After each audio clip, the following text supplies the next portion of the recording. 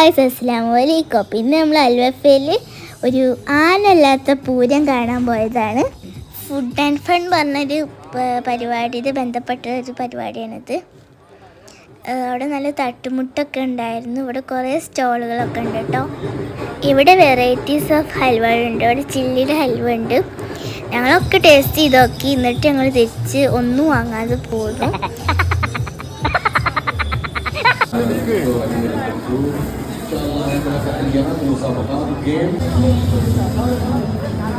എല്ലാം കഴിഞ്ഞ് ഞങ്ങൾ തിരിച്ചു വന്നു.